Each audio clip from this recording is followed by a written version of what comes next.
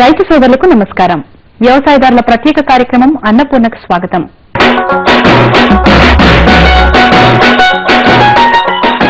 ప్రభుత్వ పథకాలు రైతులను ఇబ్బందులకు గురిచేస్తున్నాయి. ప్రకటించిన సబ్సిడీని మంజూరు చేయడంలో ప్రభుత్వం నిర్లక్ష్యంగా వ్యవహరించడంతో ఆ భారం మొత్తం రైతులపై పడుతోంది.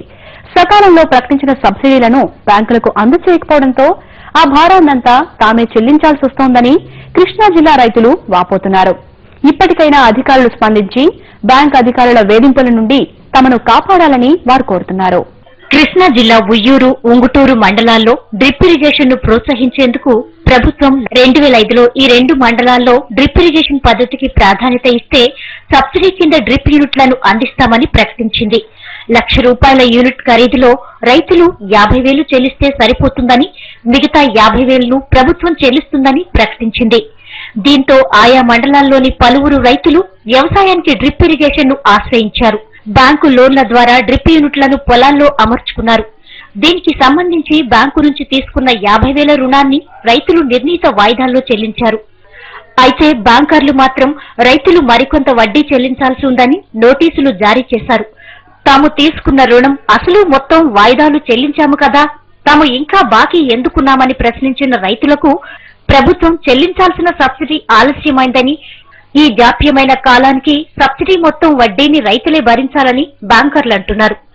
మరోపక్క అప్పు చేసి ఏర్పాటు చేసుకున్న డ్రిప్ సిస్టమ్ సరిగా పనిచేయక తాము తీవ్ర ఇబ్బందులు ఎదుర్కొంటున్నామని, డ్రిప్ పనిముట్ల పనితీరును వ్యవసాయ అధికారులు సక్రమంగా పరిశీలించకపోవడంతో అవి మాకు భారంగా మిగిలాయని రైతులు అంటున్నారు. మాకు జైన్ కంపెనీ ద్వారా డ్రిప్ ఇరిగేషన్ పెట్టారండి. 5 సంవత్సరాలు వాళ్లే సర్వీసింగ్తో సహా కన్ఫర్మ్ అయి పెట్టారు. నాకు 2 సంవత్సరాలు కూడా పనిచేయలేదండి. పైగా గవర్నమెంట్ మా దగ్గర 3 సంవత్సరాల పాటు వడ్డీ వసూలు చేశారండి ₹1,00,000.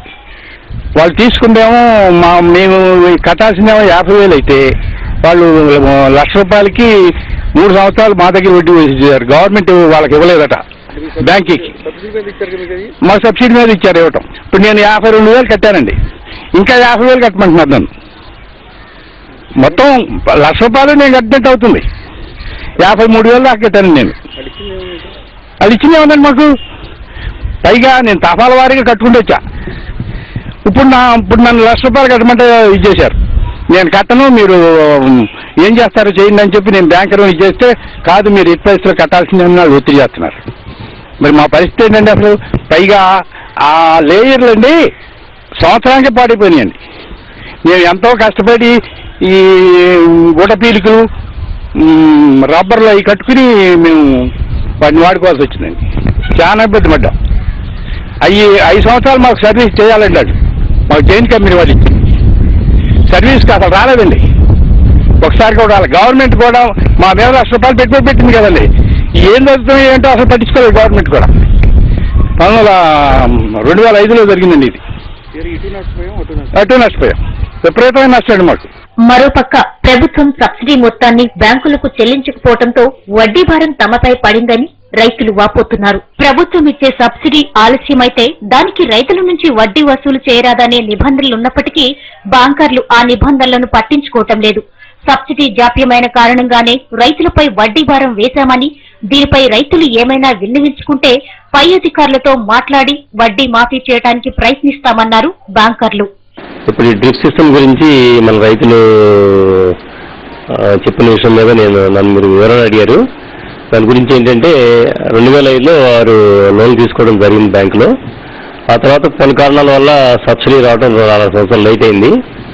ఆ లేట్ వచ్చిన సబ్సిడీ మేము డైరెక్ట్ లోన్ అకౌంట్ క్రెడిట్ చేయడం జరిగింది. ఈ మధ్యకాలంలో బ్యాంక్ ఏంటంటే డ్రిప్ సప్లయర్కి అమౌంట్ పే చేయడం వల్ల దాని మీద మరి వడ్డీ పడడం సహజంగా జరిగింది. దాని గురించి వాళ్ళు ఏమన్నా వడ్డీ రాయితీ గురించి అడిగితే నేను పై అధికారులకి విన్నవించి దాని గురించి సానుకూలంగా ఇచ్చేయడానికి నేను ప్రయత్నం చేస్తాను. నేను వడ్డీ అంటే ఇప్పుడు డ్రిప్ సప్లయర్కి బ్యాంకు అమౌంట్ పే చేయడం ఏమంటే జరుగుతుంది. అమౌంట్ పే చేసినప్పుడు లోన్ అకౌంట్ డెబిట్ చేసి మేము పే చేస్తాం కాబట్టి సహజంగా వడ్డీ పడుతుంది. ఎప్పుడు సబ్సిడీ గవర్నమెంట్ నుంచి మాకు అంతే అప్పుడు మేము లోన్ అకౌంట్ జమ జరుగుతుంది. ఈ మధ్యకాలంలో ఆ జాప్యం వల్ల దీనికి వడ్డీ పెట్టడం అనేది జరిగింది.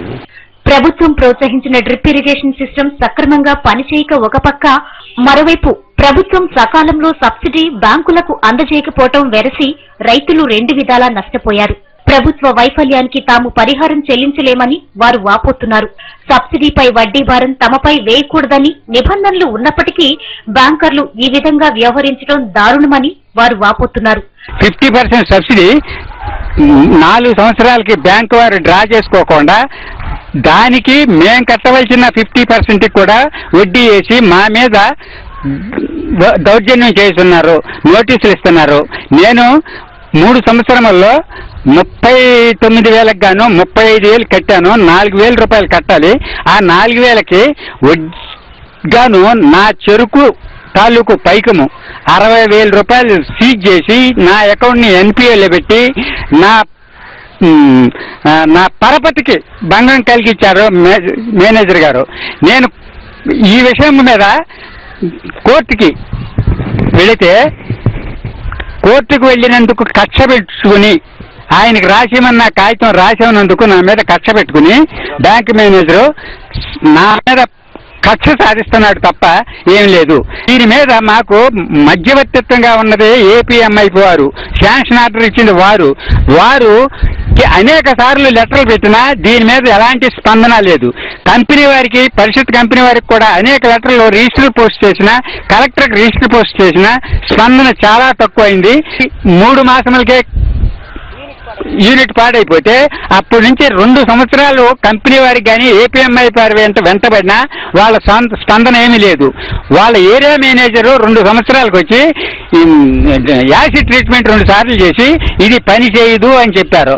అయితే ఈ సిస్టమ్ను మాత్రం హై స్పీడ్ మోటార్ ఉంటేనే బిగించాలి.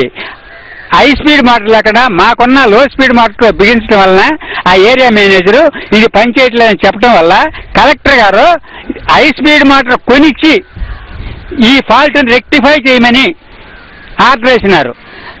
ఆర్డర్ వేస్తూ 500 కంపెనీకి పెనాల్టీ వేసినారు. కానీ ఇది ఇంప్లిమెంట్ చేయడానికి ఏపీఎంఐ వారికి 2.5 సంవత్సరాలు పట్టింది. అధికారులు ఇప్పటికైనా స్పందించి బ్యాంకర్ల వేధింపుల నుండి తమను కాపాడాలని